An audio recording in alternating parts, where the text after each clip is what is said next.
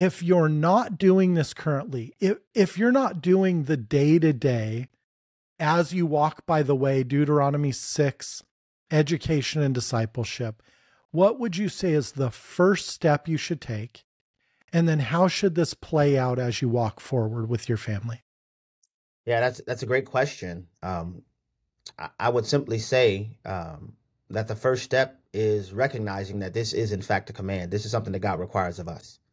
And the command is communicated in that fashion. In order to have fathers, you have to have mothers. You can't have fathers without mothers. But what God is communicating to us by his Spirit through the Apostle Paul is very similar to when Adam and Eve rebelled in the garden. When God came strolling through, he didn't say, Eve, where are you? He said, Adam, where are you? Because Adam was ultimately responsible for what transpired in the garden. Similarly, we as fathers are ultimately responsible for what transpires in our garden. Our wives are there to aid us in accomplishing these tasks, but we are ultimately held responsible for that. And so I would simply say, starting first and foremost, have you ever considered what God has to say about how children's minds should be cultivated? And I'm intentionally saying it that way.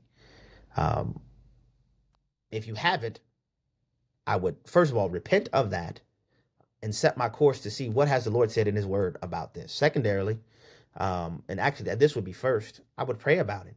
Man, I heard this weird dude with the glasses said on Thinking Dad podcast, Lord, are you speaking to me through this? Do we need to make any adjustments?